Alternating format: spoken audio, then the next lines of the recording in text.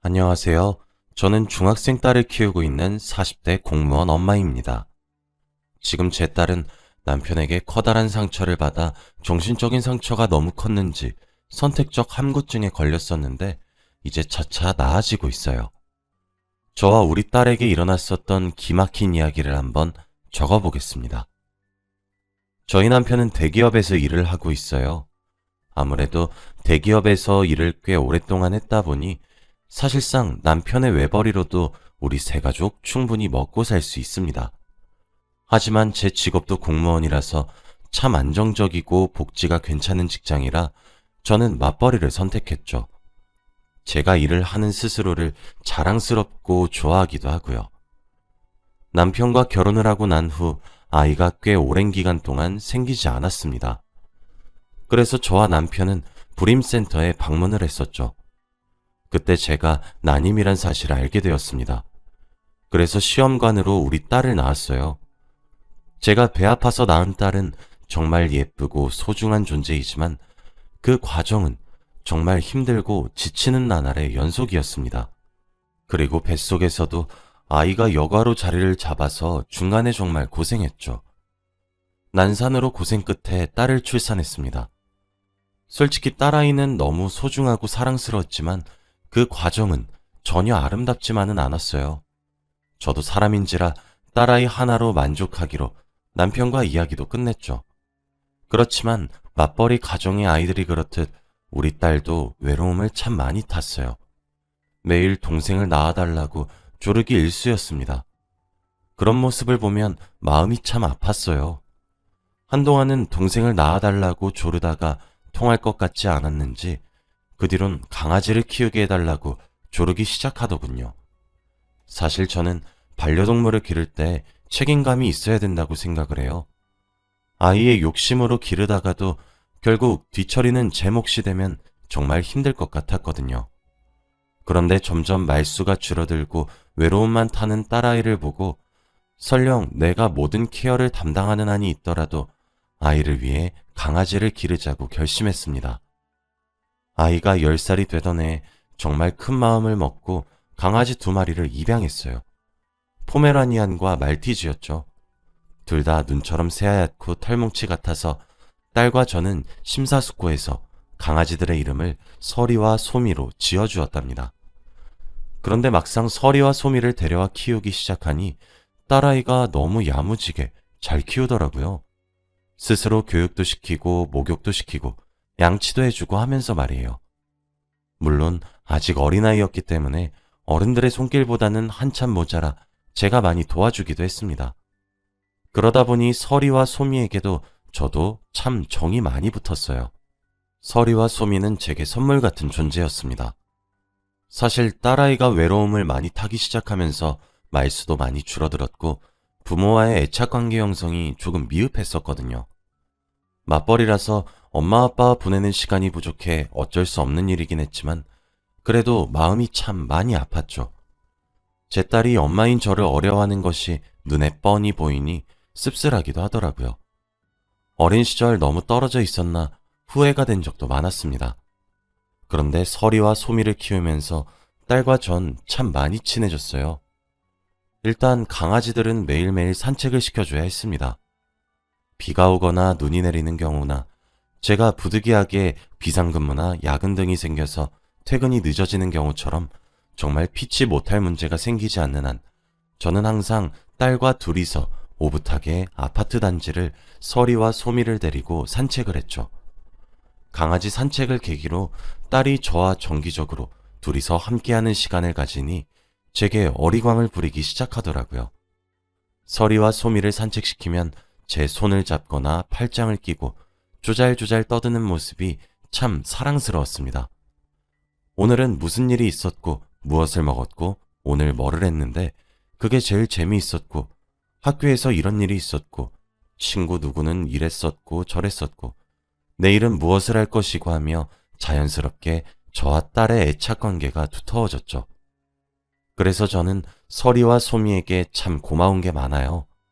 이젠 제 둘째, 셋째 자식 같고 그렇습니다. 저와 딸은 보통 저녁을 먹고 9시쯤에 나가서 약 1시간 정도 산책을 해요. 그런데 어느 순간부터 어떤 여자 견주 한 분을 자주 마주쳤어요. 그런데 저희처럼 반려견을 키우시는 분들이라면 이해가 되실 겁니다. 특히 서리와 소미는 사회화 교육을 잘 시켜놓았기 때문에 산책 도중에 다른 강아지들을 마주치면 꼭 인사를 하러 다가가요. 애들이 오지랖이 좀 넓거든요. 그러다 보면 강아지들끼리 인사를 할 때 저희 견주들도 견주끼리 가벼운 인사를 주고받게 돼요. 흔한 경우죠. 아무래도 상대방도 저도 반려견이란 공통의 매개체가 있기 때문에 간단한 인사를 나누게 되고 안부도 물어보게 됩니다. 그렇게 자주 마주치면 산책을 같이 하게 되기도 하고 강아지들 없이 밖에서 우연히 만나게 되면 짧은 수다를 나눌 수 있을 정도의 친분을 쌓게 되죠. 저도 그렇게 그 여자 견주분과 친해졌습니다. 우리 딸아이도 거의 매일 밤마다 산책을 할 때 스치듯 만나니까 어느새 이모 이모하며 잘 따르고 그러더라고요. 그러던 어느 날 장을 보러 갔다가 깜빡하고 콩나물을 빼먹은 적이 있어 저만 마트로 돌아간 적이 있어요. 그때 마트 안 계산대 앞에서 그 견주분을 마주치게 되었습니다. 같은 아파트 단지에 살고 있었잖아요. 그렇다 보니 아파트 단지까지 같이 오게 되었습니다. 그런데 가는 길이 계속 같더라고요. 알고 보니 같은 라인에 살고 있는 거였습니다. 심지어 저희 바로 윗집에 살고 계시는 거예요. 그쪽도 저처럼 깜짝 놀란 눈치였죠. 사는 집이 가깝다는 사실도 알게 되자 내적 친밀감이 쑥 오르더라고요. 저희는 그때 통성명과 나이를 서로에게 알려주었죠. 알고 보니 저보다 한 살 어리더라고요. 이름은 정민이었어요. 우린 자연스럽게 언니 동생 하는 사이가 되었습니다. 저랑 남편 둘 다 야근을 하거나 일이 생겨서 저녁 늦게 들어오는 날이 되면 저희 집으로 내려와서 저희 딸 저녁도 만들어주고 그랬습니다. 아무래도 여러모로 고마운 것이 참 많은 사이가 되었죠. 지금 딸이 중학교 2학년이에요. 사춘기를 겪는 시기죠. 그래도 저는 같은 여자이고 엄마이기도 하고 아이가 어렸을 때부터 함께 시간을 자주 보내서 절 대하는 것엔 큰 어려움이 없어 보였죠. 그런데 남편과는 정말 거리감이 많이 느껴지더라고요. 사춘기 시기까지 겹치니 말이죠. 남편은 딸한테 서운하다 서운하다 하는데 그러게 시간을 좀 같이 보내주지 그랬냐 합니다. 일하느라 딸에게 신경을 쓰지도 않아 놓고 서운해만 하니까 저는 조금 답답하긴 했거든요.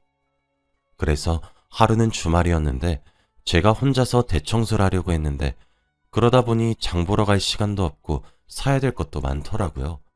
그래서 분담해서 하자면서 딸 보고 아빠 짐이 많을 것 같으니까 따라가서 같이 도와주고 오라고 했죠.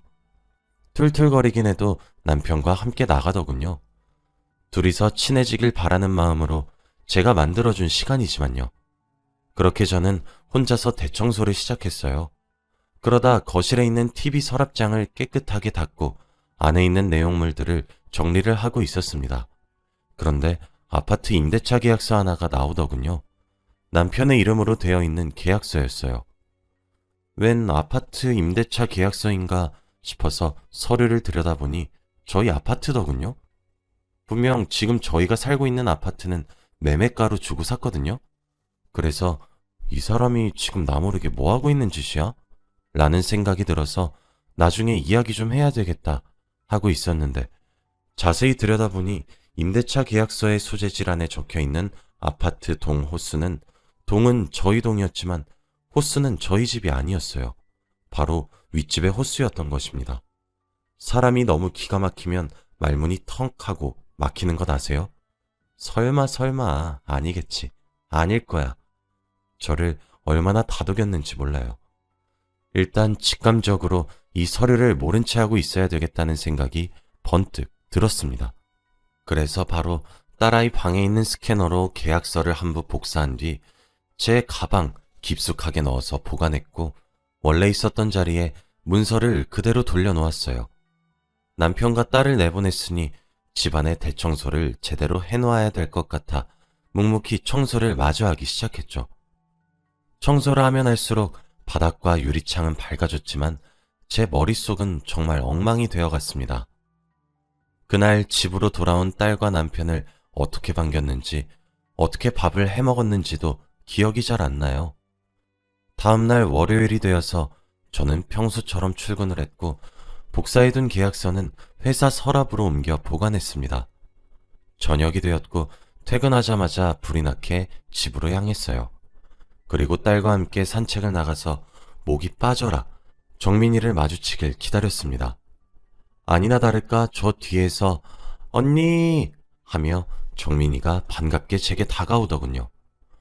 일단 임대차 계약서로 이미 정민이와 내 남편의 관계가 충분히 의심스럽긴 했으나 정말 정민이가 제게 친근함을 느껴서 이렇게 허물없이 대하는 것인지, 아니면 기만하기 위해서 이러는 것인지, 아니면 정말 정신세계가 특이한 사람이라서 그러는 건지, 아니면 정말 자기가 만나고 있는 남자의 와이프가 나란 사실을 모르고 있는 것인지 가늠이 되질 않았어요. 저는 딸아이에게 정민이 이모랑 할 얘기가 있으니까 정민이 이모네 강아지랑 서리와 소미를 데리고 놀다 오라고 했죠. 정민이를 자연스럽게 대하려고 정말 노력을 많이 했습니다. 저는 정민이에게 정민아, 우리 부부 동반으로 저녁이나 한 끼 같이 먹을래? 우리 남편도 소개시켜주고 싶네. 왜? 어차피 같은 아파트 살고 있는데. 이왕 이렇게 된 거 가족끼리 이왕 이렇게 친해진 거 가족끼리 친해지면 좋잖아. 라고 하며 너스레를 떨었죠. 정민이는 언니 저도 그러고야 싶죠. 근데 저 아직 결혼 안 했어요. 그러니 언니는 중학생 딸내미랑 오손도손 놀 때 나는 애가 없지. 결혼은 아직이고 남자친구랑 지내요. 라고 하는 거예요. 저는 남자친구? 그게 무슨 말이야? 라고 의아하다는 듯 물어봤습니다. 정민이는 그게 저 사실 결혼에 대해 별 생각이 없기도 하고 그렇거든요. 비혼주의, 그거지 그거. 지금 남자친구는 동호회에서 만나게 된 사람인데 자주는 안 만나고 한 일주일에 한 번 정도? 우리 집에서 자고 가고 그러지 뭐. 내가 살고 있는 이 아파트도 사실 그 사람이 해준 거잖아. 라고 하는 겁니다. 정말 제가 자신의 남자친구라는 사람의 와이프란 사실을 몰라서인지 아니면 수준 높은 조롱인지 정말 모르겠더군요. 그래서 제가 슬쩍 어머? 그 사람이랑 동거나 이런 건 안 해?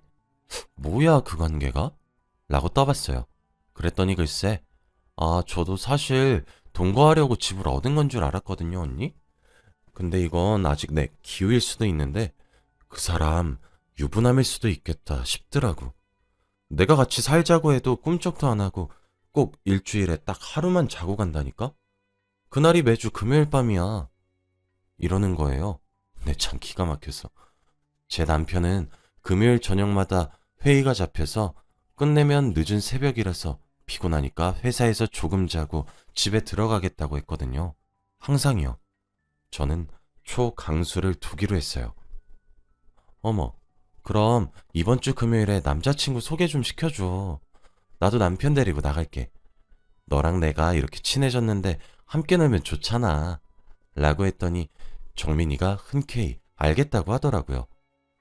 밖에서 난리를 치게 되면 동네 다니기가 창피할 테니 제가 시간에 맞춰서 정민이네 집으로 가기로 했습니다. 그렇게 금요일이 되기만을 기다렸어요.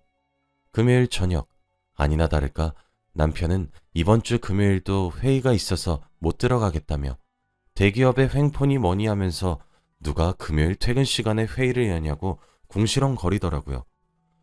저는 아무것도 모르는 척을 하며 고생하라고 힘내라고 얘기를 했어요.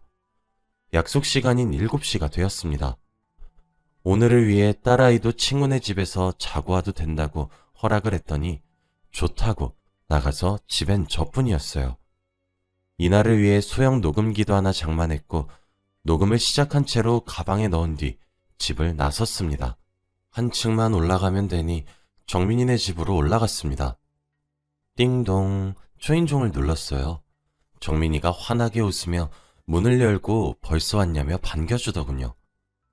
집 안으로 들어가니 부엌에서 직접 스테이크 고기를 굽고 있는 익숙한 뒷모습이 보였습니다. 정민이는 자기야, 여기 내가 말한 언니야. 라며 뒤돌아 있는 제 남편에게 저를 소개했어요. 마침 스테이크가 다 구워졌는지 접시에 담아 뒤돌면서 남편은 하하, 안녕하십이라고 말을 끝맺지 못하는 동시에 스테이크를 올려놓은 접시를 놓쳐 바닥에 떨어뜨리더군요. 쨍그랑 소리에 접시가 깨졌고 저와 눈이 마주친 남편의 얼굴은 사색이 되었습니다. 정민이는 아무것도 모른 채로 다치지 않았냐고 호들갑을 떨더군요. 그 모습을 보니 정민이는 저와 정말 순수하게 친해지려고 노력했었던 게 맞단 사실을 깨달았어요. 차라리 정민이가 못된 사람이었다면 마음 놓고 미워라도 했을 텐데.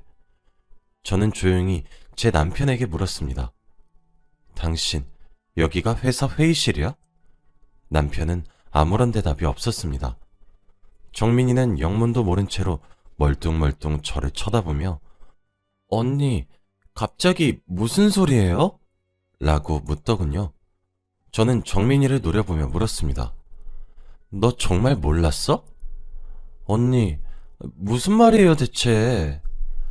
너, 저 사람이 내 남편인 사실 정말 몰랐냐고! 쩌렁쩌렁 소리를 지르는 제 목소리에 한 번 놀랐고 사실을 깨달아 두 번 놀란 정민이는 하얗게 질려서 제 남편을 보면서 정말이야? 라고 물어보더군요. 그렇게 삼자대면이 시작되었습니다. 남편은 꿀먹은 벙어리처럼 아무런 대답도 하지 못했고 정민이는 어찌나 크게 당황했는지 제게 무릎을 꿇고 정말 몰랐다고 미안하다고 빌기 시작하더라고요. 저는 정민이를 진정해서 소파에 앉힌 후 이야기를 나눴습니다. 남편과 정민이는 우리 딸아이가 초등학교를 졸업하기도 전부터 만나 올해로 이미 만난 지 3년째더군요. 제가 너 저 사람 유부남인 건 알았니? 라고 물어보자 정민이는 아니 정말로 유부남일 줄 몰랐어요 언니. 상식적으로 가정이 있다는 사실을 알면 제가 왜 만나겠어요. 저 사람도 제게 독신이라고 했단 말이에요. 저번에 언니랑 산책하다가 그렇게 말한 건 진짜 농담이었어요. 그냥 수준 낮은 농담한 것뿐이었어요. 라며 훌쩍훌쩍 울기 시작하더군요. 정민이의 말을 들어보니 남편은 노총각이라고 자신을 소개했고 아이와 아내가 있는 사람인 줄 몰랐다더군요. 정민이는 제게 미안하다며 빌었습니다. 정작 지금 당장 무릎을 꿇고 미안하다고 울고불고 빌어도 모자란 사람은 두 발로 서서 멍하니 저희들을 쳐다만 보고 있는데 말이죠. 저는 남편에게 이혼하자라고 말을 했고 정민이에겐 미안한데 앞으로 너 만나는 건 좀 힘들 것 같다. 너도 일부러 이렇게 불륜을 저지른 건 아닌 것처럼 보이니까 상간녀 소송은 하지 않을게. 너도 나처럼 피해자니까 마음 잘 추스리고 두 번 다시 연락하지도 만나지도 말자. 라고 한 뒤 정민이네 집을 나와 우리 집으로 들어왔어요. 남편은 제가 나오자마자 저를 바로 뒤따라왔더군요. 어차피 아이도 친구네 집에 가서 자고 오니 저희 집에 도착하자마자 저는 소리를 있는 대로 지르기 시작했고 남편의 뺨도 수차례 내리쳤습니다. 남편은 미안하다며 제게 빌기 시작했지만 저는 받아주지 않고 온갖 소리를 지르고 욕이란 욕은 다 하기 시작했어요. 한참 힘을 빼고 씩씩대고만 있었는데 털썩 하고 뭔가 떨어지는 소리가 나더라고요. 딸아이 방 쪽에서 말이에요. 저는 설마 하는 심정에 딸아이의 방으로 뛰어가 문을 활짝 열었습니다. 그곳엔 딸이 쓰러져 있더군요. 당장 남편에게 구급차를 부르라며 딸아이를 부르기 시작했어요. 병원에 실려간 딸아이는 외적으로는 상처가 없었어요. 저는 안도의 한숨을 내쉬었죠. 그런데 정신을 차린 딸아이는 말을 잃었더군요. 신경정신과에서 말하기를 심각한 정신적 충격을 받으면 말을 하지 않고 계속 침묵을 유지하는 모습이 가끔 나타나기도 하는데 그것을 선택적 함구증이라고 한다고 합니다. 딸아이는 저희 부부의 싸움 내용을 전부 다 들어버린 거였어요. 참담했습니다. 아이의 마음의 문이 닫혔던 사실에 가슴이 아팠어요. 저는 남편에게 우리 아이를 망친 건 모두 다 너 때문이라고 폭언을 퍼붓고 이혼 서류에 도장을 찍으라고 화를 냈습니다. 남편은 끝까지 거부했죠. 딸에게 미안하다고 사과하고 제게도 미안하다고 사과했지만 우리 세 가족은 이제 돌이킬 수 없는 관계가 되어버린 것이었죠. 결국 저는 이혼 소송을 진행했고 당연한 결과로 저는 승소했어요. 아이의 양육권도 제가 가지게 되었고 위자료도 많이 받게 되었죠. 어차피 아이에게 좋은 영향을 끼치지도 않을 것 같은 집은 아예 이사를 감행했습니다. 다행스럽게도 아이는 저를 경멸하진 않았고 점차 안정적인 환경을 만들고 서리와 소미와 딸, 그리고 저, 이렇게 넷이서 편안한 환경을 만들어주려고 노력했습니다. 제 노력이 빛을 발하는지 점차 아이의 선택적 함구증은 차차 나아지고 있어요. 아마 아이에게 아빠란 사람의 기억은 최악이 될 것 같기도 하네요. 지금은 아예 아빠란 존재를 거부하고 있습니다. 면접 교섭권을 가지곤 있는데 아이가 만남 자체를 거부하니 저도 엄마로서 안타깝기도 하고 그렇네요. 이제 오직 딸과 저를 위해서만 살려고 노력 중입니다. 제가 항상 딸아이의 편이란 사실을 딸이 얼른 알아차려서 마음의 병이 치유되었으면 좋겠네요. 제 하소연을 들어주셔서 감사하고요. 다들 행복한 하루 되시길 바랍니다. 감사합니다.